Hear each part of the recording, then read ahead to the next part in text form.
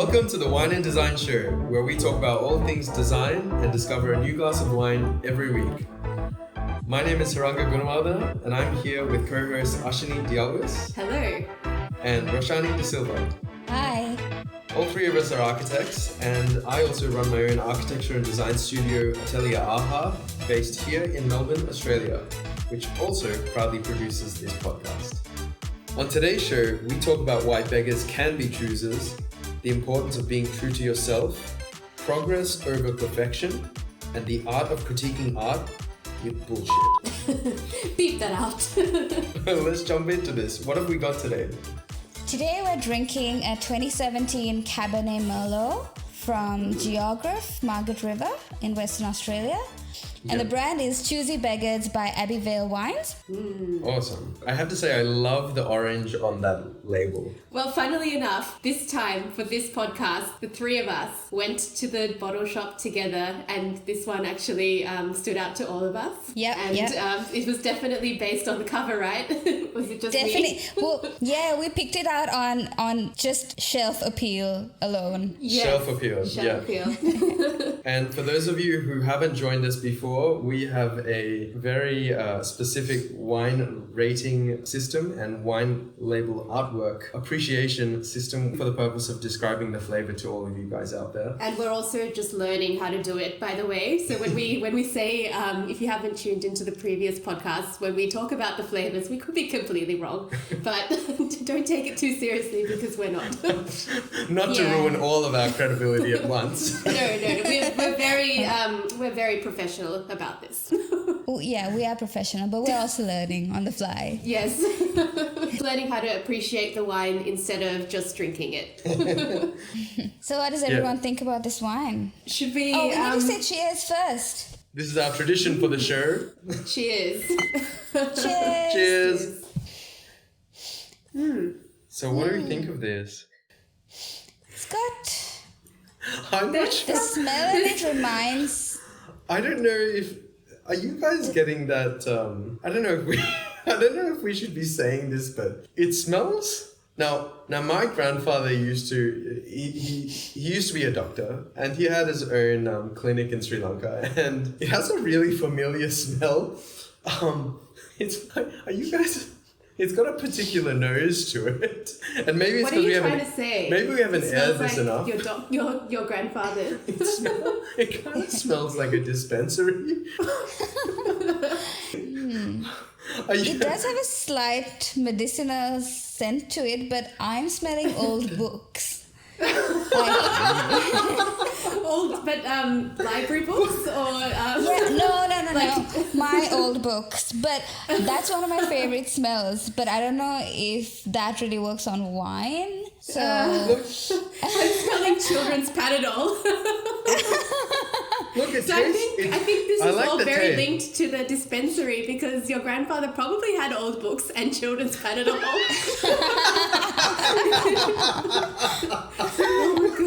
Look, so I just want to point out that for everyone listening, the taste is like completely unrelated to the smell, although it shouldn't be, but it tastes good, but it's just got this, maybe we haven't aired this enough. It really, if you're just judging off the nose, it's almost like you open the drawer with all your Panadols and vitamin C in the kitchen. It tastes really woody and earthy to me. Yeah, it actually does. So these are the flavor notes that's coming through. I'm yeah, getting the cherry, which, again, it's along the lines of the children's Panadol thing.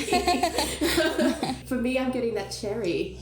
Look, it doesn't taste like cough medicine or anything like that. It actually tastes pretty good. It doesn't taste like children's Panadol, thank God. I like how it tastes. I like the taste of it. I really like the taste. This is just... It's nice. The scent that's coming through. So this is a Cabernet Merlot 2017. Mm-hmm. And what do you guys reckon this is light to full-bodied? It's probably in the middle, isn't it? I think it's in the middle. It's not too heavy, but it's not too light for me either. Yeah. Same, I agree. Can I just say, when I first started drinking wine as an 18-year-old of a legal drinking age here in Australia, The first wine that I actually liked was Merlot, and I think it's because of the fact that it wasn't so I guess like so strong and full bodied, that it was always really smooth and light. So this is just bringing back a little bit of memories of that. What do you guys reckon from on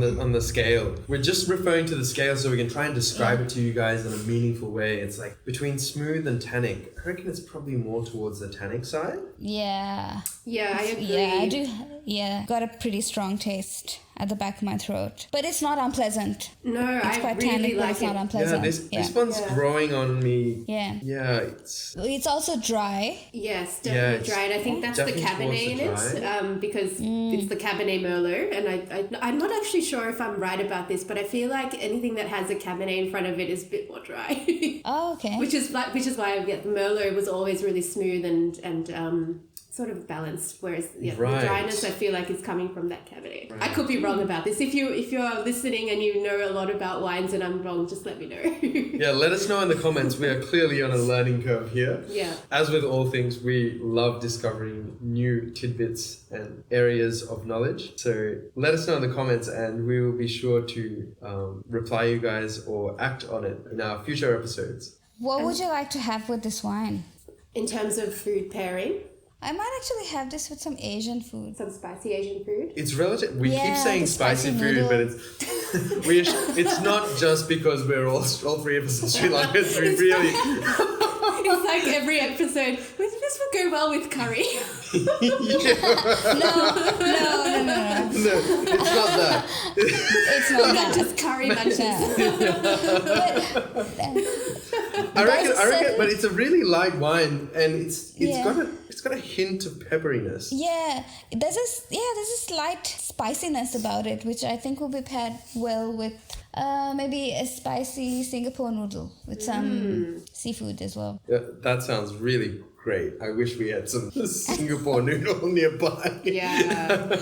And what about in terms of the season or event pairing for this one? I'm feeling like this is very autumnal. It's pretty light, this wine. I reckon this is probably more suited to the lunchtime. Don't you reckon? Yeah, the bottle says that it's good for a backyard barbecue. Look, you mentioned Singapore noodle. I'm thinking forget the barbecue. I'm thinking curry crab, like Singaporean chili crab type thing. Oh yeah.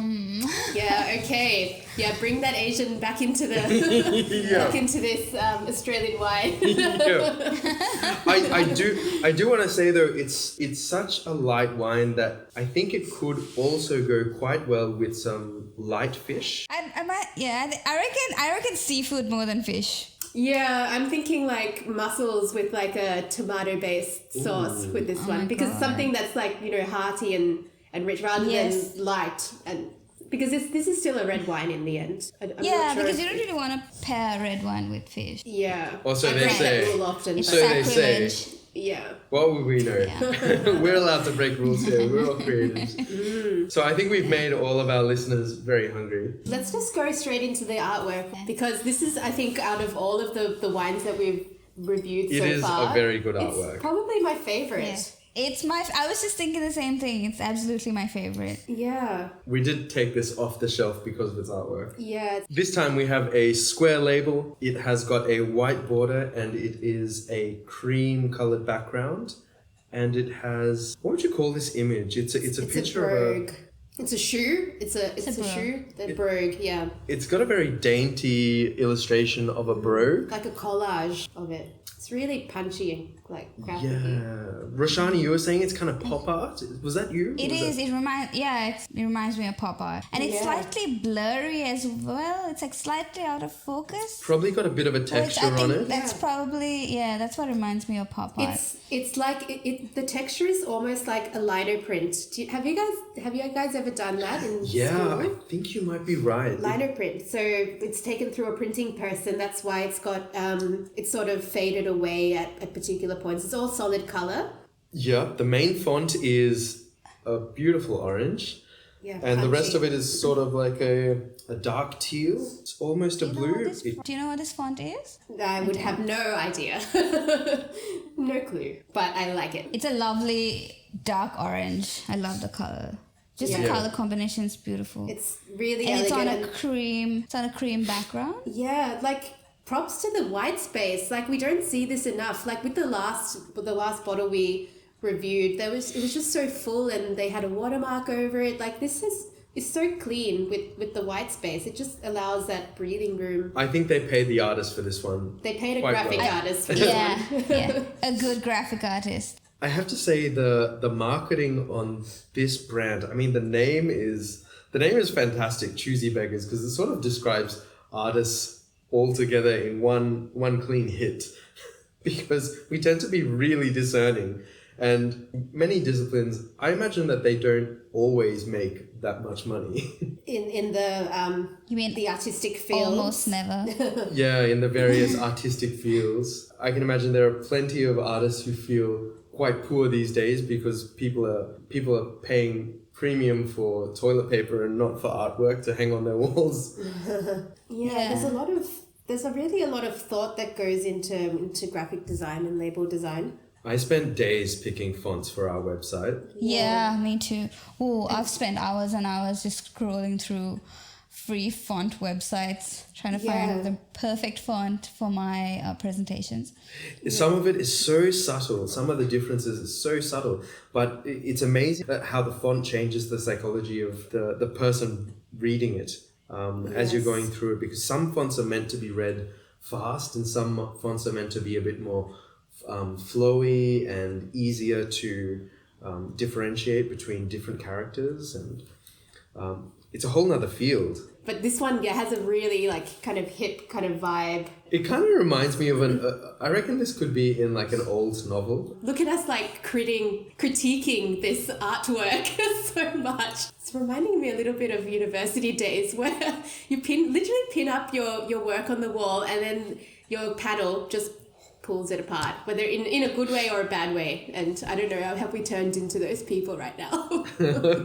Yeah. But we're not saying anything bad about this. Is like fantastic work. No, I think this artist has done a great job. Yeah. Yeah. It just leads me to think about just how subjective our field is and how subjective just the general artist field is. Oh, and yeah.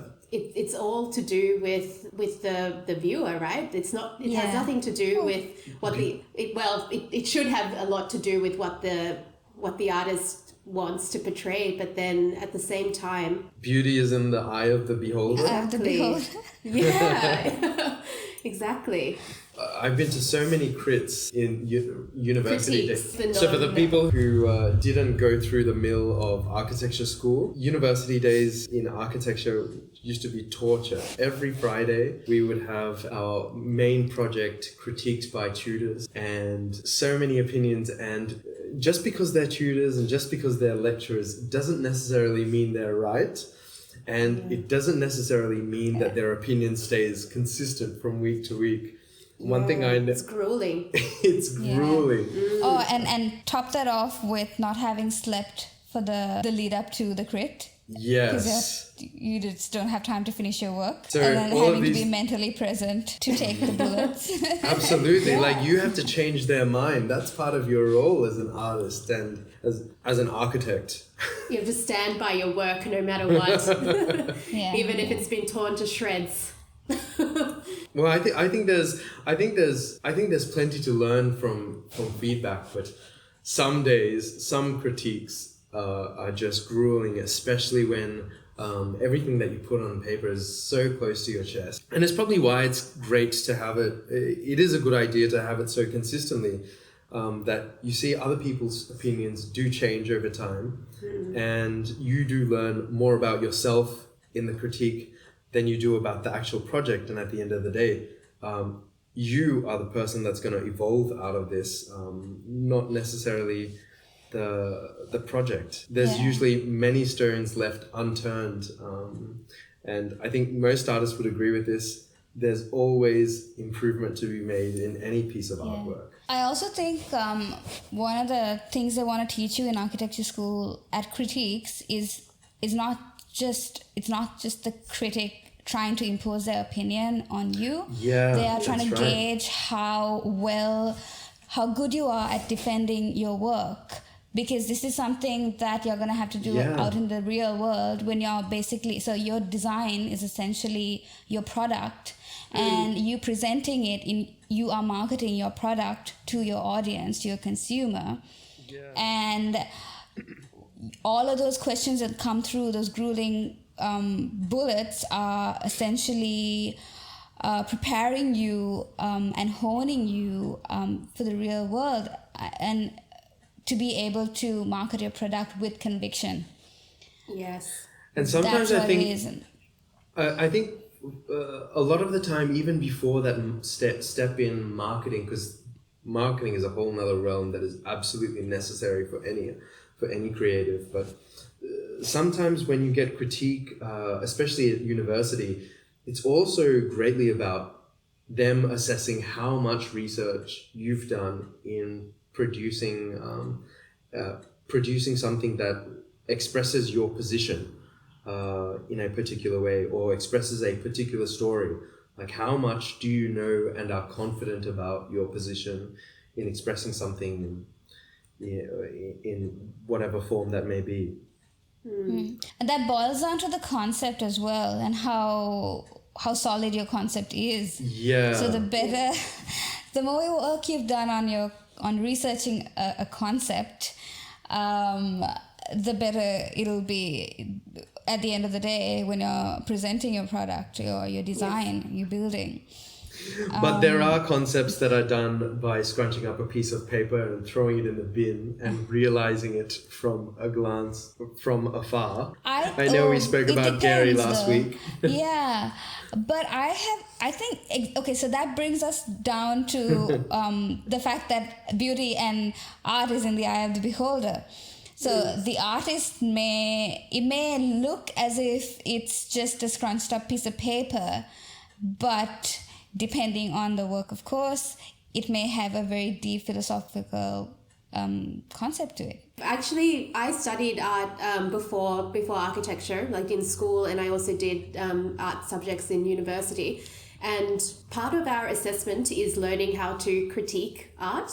And there's definitely for me, I feel like there was a bit of a bullshit factor in the way that you critique it, and you can literally say whatever you want about it as long as you can justify it.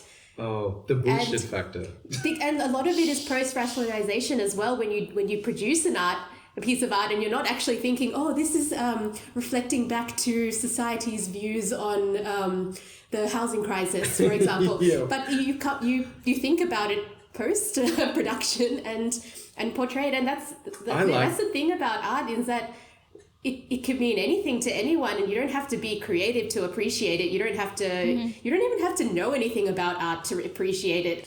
I like that word that you say there about post-rationalization, because as architects, when you hear these stories about the concept of a building being produced from something that's something really simple, and it's kind of it feels like it's post-rationalized, but sometimes the scrunched up piece of paper happens to reveal the form that achieves a more pragmatic set of moves in terms of placing something in a certain way, or shifting the facade, or there's a great deal of post-rationalization that is kind of part and parcel of the process. Wasn't there a story that Jorn Utzon was peeling an orange? Yes. When he came up for with the Sydney for the Sydney Opera House. Oh, I didn't know Sydney about that one. The Opera House. Yeah. And so those are, I think, little actions spark ideas. Yes. Yeah, and we were talking about stimulus in episode 2. If you haven't caught that, do check it out. Yeah. Yeah. Oh, there's this. I've been reading Stephen Hawking's book, Brief Answers to Big Questions, and his wife's biography. And he came up with the theory for Hawking radiation when he was looking at the fire and looking at how the embers were glowing in the fire. Yeah, and it was that's just right. that tiny little thing that you would take for granted on a regular day that sparks this great idea. Yes. So that it's not always something that may seem like a fleeting instance of that's insignificant may actually spark this great idea that essentially changes the world. Yeah. I mean, it's all about perspective, isn't it? Yeah. And for anyone who hasn't read the book, The Theory of Everything movie, 2014, is about Stephen Hawking, and that was a great movie. It was a fantastic movie. Ashini and I watched it quite recently. So the movie is based on Jane Hawking's book, Traveling to Infinity. Yes. And it's a beautiful book. I think it's really interesting that many of these discoveries, they came from observation. And actually, I think observation is a really crucial part in all of these creative fields. Like we say that Stephen Hawking discovered it by that particular theory by seeing the embers. I forget the exact story, Roshani, that you're referring to. Who was the guy that where the apple fell on the head? Who was that guy? Isaac Newton. Yeah. It's amazing that it's almost happenstance, but if they just occur and no one observes it, then no discovery is made, no rationalization of what just happened, and no improvement is made. So it's super interesting that we all need to be artists. We all need to be creating something from nothing almost. The power of just documenting whatever you're doing, whether you consider yourself to be a creative or not. Like you see this on like Instagram, but people just they take pictures of things that inspire them and things that they create, even if it's planting a tree. That's something that's a creation. Yeah. And it's that act of documenting and. Gary Vee talks about this at length. It's like you don't always have to create. So Gary Vaynerchuk is the truest form of entrepreneur that I've ever discovered to date.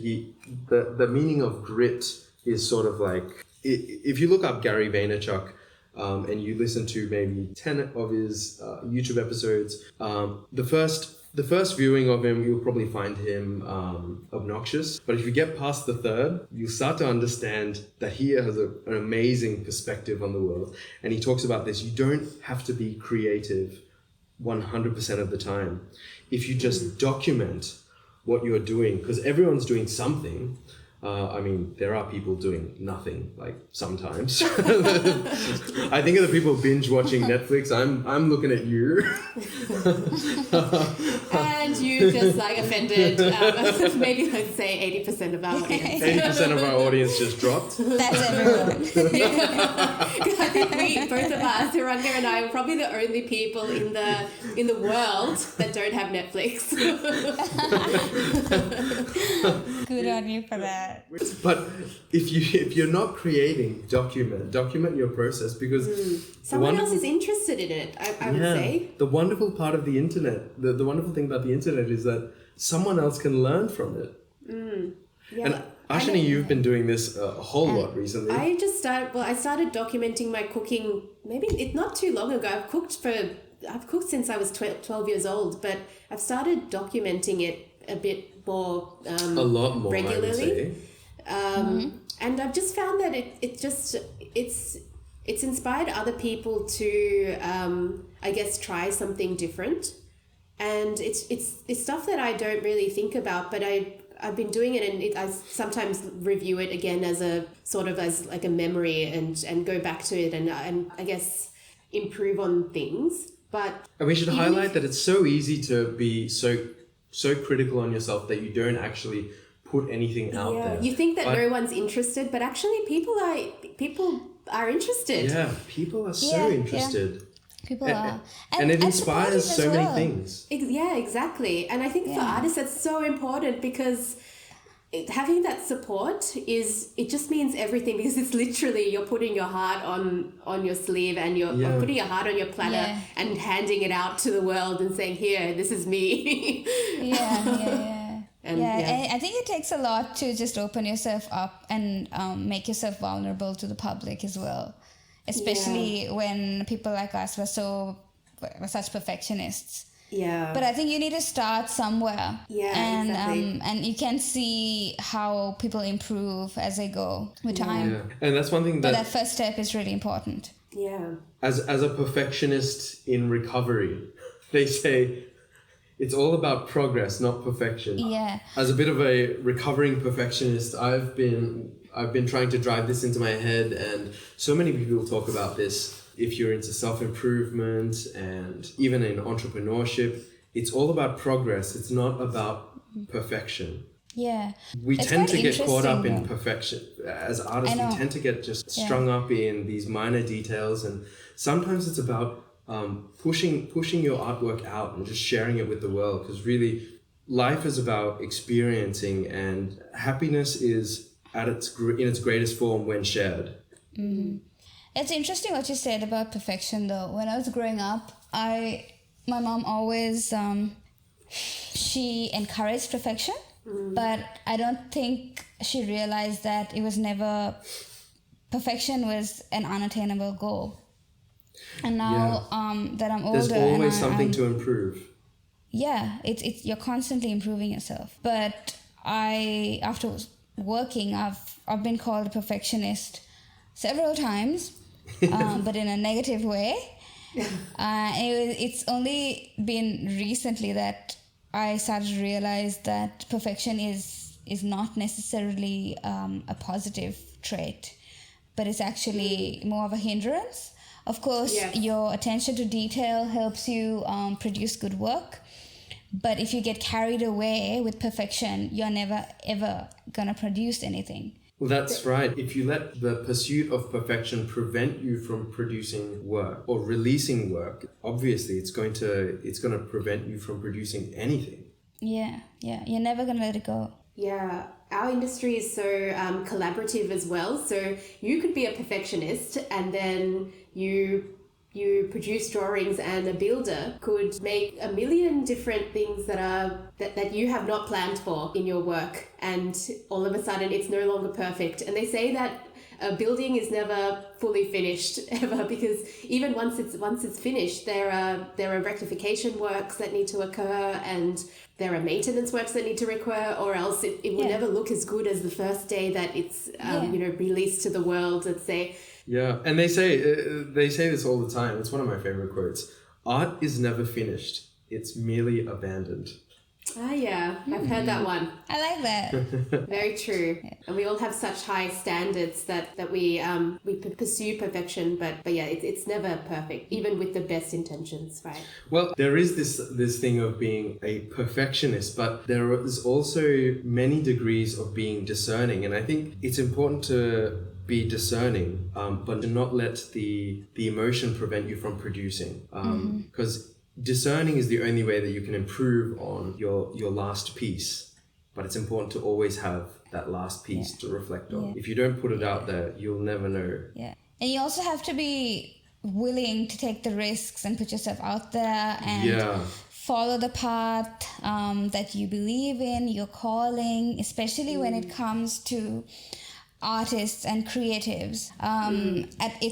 It's not exactly the most lucrative and money-making industry. Which is why we love the branding on this bottle, Choosy Beggars. It's very appropriate actually for this discussion.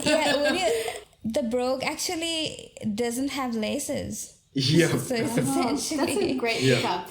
It's a great Bit of pickup. a starving artist in that. Yeah, because look, we're allowed to be discerning here. We're allowed to be discerning. Sometimes not all value that we seek in life is monetary. And I think it's perfectly fine to be a choosy beggar if we choose it. Yeah. Little shout out to all the poor artists out there.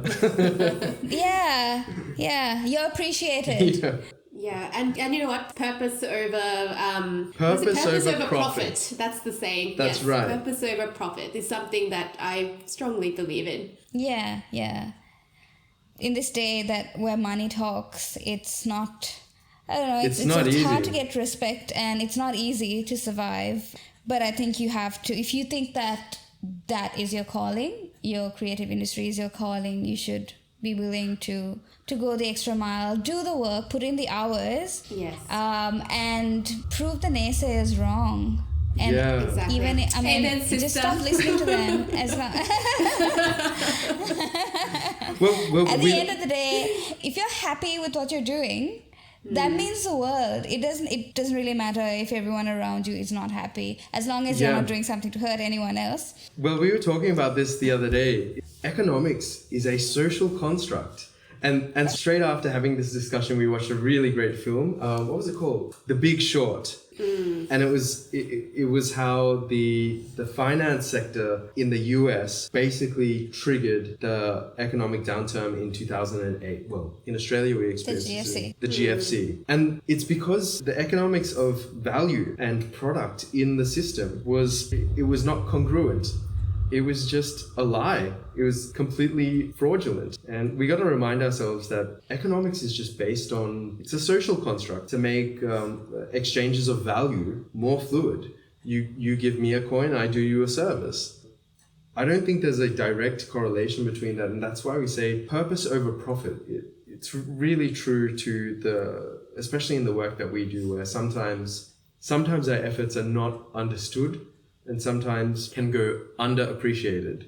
And sometimes it all comes down to market. Maybe the people that you're working with aren't your market. Yeah. But there's also that thing that sometimes there's this feeling of not being appreciated even though you put in 110% or 200%. And you keep going, you keep moving through your projects, but you're upset that you don't even get a thank you. But at the end of the day, you are gaining so much experience by what you are doing. So you also gain something. It's not just about you doing a job and providing a service, but you are also personally gaining so much by doing the work that you do. And if you're not, and then there's so much growth that takes place. And so much transformation and metamorphosis. So it's hard to keep that perspective in place when you're pulling 16-hour days, but it's important to remember that you're also gaining something by doing your work. Well, to any of the freelancers in our audience, it's important to highlight that nothing is made of nothing. And we learned this in a recent event where we heard from an architect who has been establishing his own practice over the last 4 years. And nothing is made from nothing. Everything has a value to it. And even if you don't charge your client, it can be because the value of the project isn't monetary. It's purely in the experience. And I think a lot of new freelancers face this kind of despair when you feel like you're having to do things for almost free, and it's gut-wrenching the number of hours that you put in, because you will always do your best work and you'll tend not to put anything less out there with your name on it. Well, with architecture, even if you do something for free or pro bono, as we call it, you are still liable as well. So you have to do your best work. You will still have the same liabilities that you would have if it were a paid project. So it's fun being an architect. Some think it's a privilege, but it's more fun than a privilege. Again, purpose over profit. We do these things because we love it. Well, I always say architecture is not a profession, it's a lifestyle. That's a good one. I like that. And talking about suffering for your art, architecture is definitely that. I like to hear from if there's any students in our audience. Yeah. Because I feel like drop us some comments. Yeah, the suffering for your art. I don't know. I guess talking about all of this. I feel like the hardest part of my life was architecture school, and the lack of sleep and the constant critiques every week, and then the final critique at the end of every semester, and then to have your work pulled apart by people who you don't know. It's tough. It is.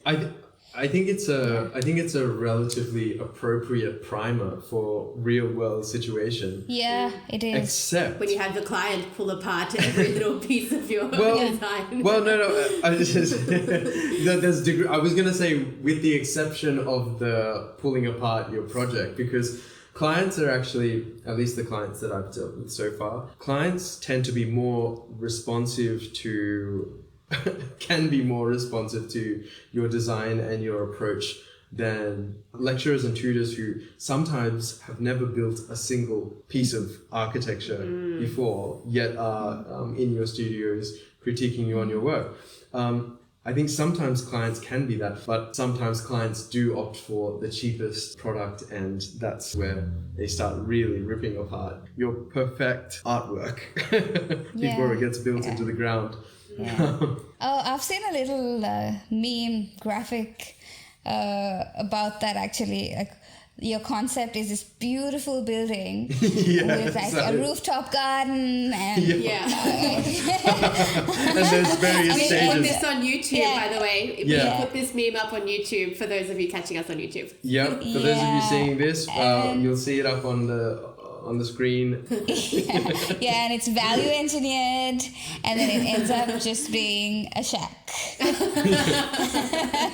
And meanwhile, there's a poor architect sitting in the corner crying. We got to run everyone through our process here. So what we do as architects, when you think of architects, you think that we just do a bunch of drawings and it results in a building, but there's a number of steps in between that. One of them is the concept for the project. And that's sort of like the first inception of your project as a visual experience on paper, where you get to see what this thing may or may not look like. And then following those steps, as more information is found out from the client and about the building itself and the site constraints, we go through stages where we start defining what it's built of, whether the engineer approves that, yes, gravity won't bring this thing down. And then we start understanding costs towards the latter end of the project. And that's where you've got your client really hanging off your sleeve thinking, oh my God, please be within budget. And somewhere in between, there's a couple of steps that can go pear-shaped, where design has to be, what's the word? What's Pared the back. Pared back. It's called value engineering or value management. Yeah. This meme is highly appropriate for that. We haven't got it in front of us right now, but we'll put it up. And you'll get what we mean by the fact that the concept doesn't always mean that the end built product looks exactly the same way. Which is why I really despise artists, because they get to put their artwork exactly as they feel, and if they get paid for it, they get paid for it, and if they don't get paid for it, well, they end up choosy beggars. I actually wonder, do artists present their work to an audience? I don't actually know this, and I'd love to hear if this is the case. Is it just the galleries? Is it just it's the finished product, isn't It's it? an exhibition. Exactly. And it's completely after the fact. So there's a beauty to that. Actually, there is. Because they only present it when they're done. And I actually heard this from a couple of architects that we used to work with. Actually, some senior principals of architecture firms that I used to work at. And they were, it's funny because it was actually when I was resigning from the practice. And they were telling me, sometimes you need to try things. Sometimes you just need space to do it in your quiet little hole before you bring it out to the world. Before you produce this thing of what you have in your mind, before it's presentable, you need to work on it. Sometimes hidden away in stealth, perhaps, and then present it. Because I don't know about you guys, but I have been critiqued so many times in the middle of creation. And that to artists can really be disruptive. That's quite a stunting process. Yes. Yeah, that was the word I was looking for. I went through a couple of quite a few experiences like that in architecture school, because especially like in Sri Lanka, we spoke about Geoffrey Bawa last week. Geoffrey Bawa is essentially the god of architecture in Sri Lanka, and he's absolutely brilliant. And he's the most widely known Sri Lankan architect. But in architecture for those school, of you who don't know too much about Geoffrey Bawa, he was basically the in-between of landscape architect and architect, which really should just be architect, all thinking wide perspective on how a building can be within its site. He thought from a macro scale way down to a micro scale. But he was also quite fortunate with the sites he was assigned. Like, that they were stunning. Phenomenal, absolutely phenomenal sites. If you haven't been, visit Sri Lanka. We'll put some images up. there is a post-coronavirus. There is a Geoffrey Bawa tour in Sri Lanka, which is quite useful. It takes you to all of his gardens, and he is. Yeah, we went We to may have- Shilganga, one of them. Yeah. We may have Yeah. gone on that tour for our Stunning honeymoon. garden. Yeah. Oh, Yeah. did you go to Lunuganga? That's like my Lunuganga, favorite yes. place in Sri Lanka. I love that Yeah, place. it's like the most stunning garden I've ever been to. Yeah. It's magical. I love You that. It is. You can tell we're architects because for our honeymoon we basically got all of our wedding guests who many of them They were just all our architect friends. All our basically. architect And friends. we took them along on our honeymoon as well and did a tour of Sri Lanka and all the beautiful sights and beautiful architecture. yeah, one component of it was the Geoffrey Bawa tour. Yeah. Coming back to my point. Yeah. So yeah, bit of a tangent there. Sorry. Slight detour. Well, most of the lecturers and the critiques there, Geoffrey Bawa's tropical modern style was ingrained in them, and so that influenced their opinions. And Yes. my And was it- style Was it the wasn't. only way? Yeah, so Yeah. my style was quite radical in comparison to that. So that didn't Yes. quite sit well, and my philosophical thought process and ideas didn't quite sit well within their framework. So I used to go through this really difficult process where I was trying to fit my ideas into their box, You and can't, it didn't you work. can't change your style No. though. You can't. You can change Yeah. your concepts, but the style is what makes you you, and it's the way that Yeah. you create. So it's I find it really frustrating when university lecturers and when even your colleagues try to Yeah. influence that. Yeah, I think it's just really bad advice. It's basically asking an Yeah. artist to be something completely different to who they are internally. Yeah, your because brand is your brand. art, exactly, it's an expression of who you are inside. So you can't necessarily change that. You can refine it, you can hone it, but you Yes. can't Yeah. change it. Yeah. But also, as an impressionable young adult, when you get Yes, yeah. advice like that, it influences your Absolutely. perception of yourself and your identity. So I think you need to be really strong in your opinions, and your you need to be self-aware enough to be true to yourself and I your think being values. true to yourself and your values, not so. I find that I don't want to promote being strong in your opinions as being arrogant. I think being No. arrogance is the last thing that you need as an artist of any discipline, where you're observing the world. If you're so arrogant that you can't see the world for what it is and as it evolves, you may be iconic, you may be filthy rich for all your patrons that love your work, but you may not move beyond that. You may have just Yeah. hit your peak and just be only that. Yeah. Well, arrogance is a hindrance to development anyway. But yes. you need to understand yourself well enough to filter through the advice that you get. Yeah. Yeah. And that's something I learned. It took me a while to learn that, actually. Oh, it didn't take me very long to learn that at university, because every Friday for me was basically war with the lecturers and tutors. Well, I think the really important thing is to be able to justify your approach. As long as you can again, this is coming back to the how to critique art. As you can say whatever Yeah. you want, as long as you can justify it. Yeah. As long as you can justify your idea, and it has a specific purpose, and it has merit, and it is responsive to its surrounds, and it is functional, and it has the impacts that you are trying to achieve. Then you are correct, right? Then who's to?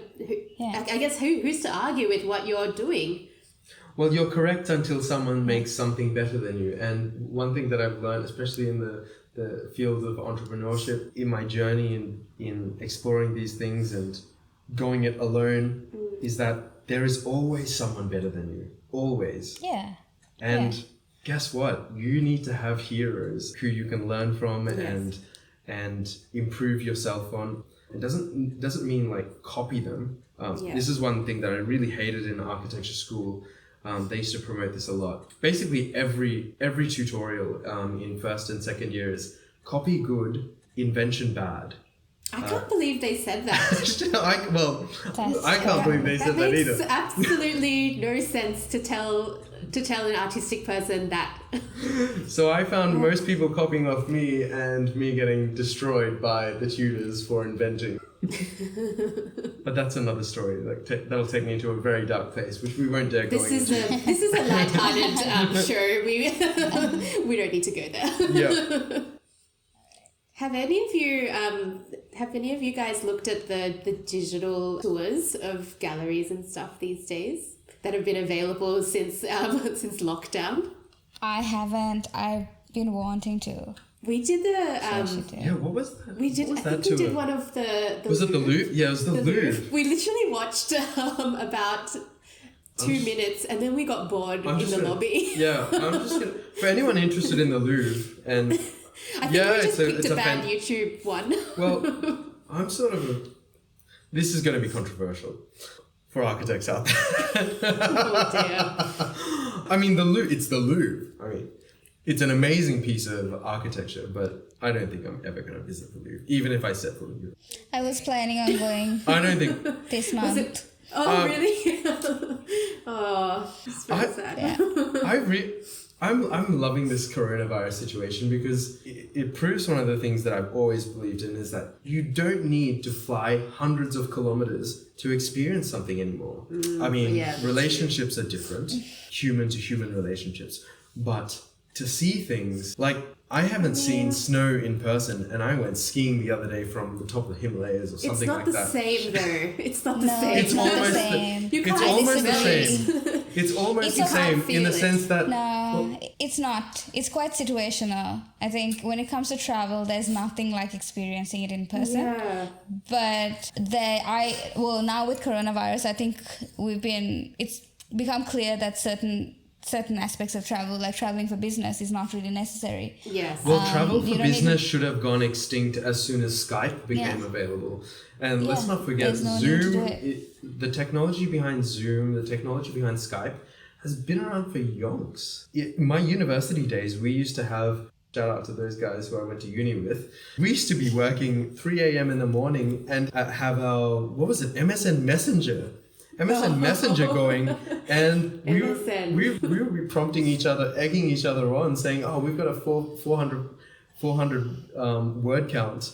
What have you got out of like a 3,000 word essay that was due the following day?" That we didn't need to be sitting next to each other. And video chat has been available since those times. Actually, the only thing that changed is the internet speed and. Unfortunately, in Australia, all we've got is the NBN. It's not that bad. It's sufficient. It's not bad. It's sufficient to visit the Himalayas. You can't complain. I've experienced worse. Yeah. Look, we also did a visit to New York virtually in the rain. We did and we realized we were having dinner the other day. And we decided to put on someone's 4K experience of walking through New York City in the rain. I don't want to go to New York anymore. There's a lot of garbage on the street. So I've heard. I haven't been to New York, but I have in YouTube. Yeah, I mean, there's comfort in sitting on your couch and walking through New York in the rain while you're having dinner. Oh, yeah. But I mean, it can't be climbing up a mountain or... Hey, who said I wanted to be oxygen starved while enjoying this amazing view on the brink of having a heart attack? I think I can opt out of that. I think though nowadays with VR and AR coming much more popular than it has been as in the recent years. I think the keyword is accessible. Accessible to everyone. It's going to become a reality, isn't it? It is a reality. I'll see you in VR tomorrow. Whatever that means.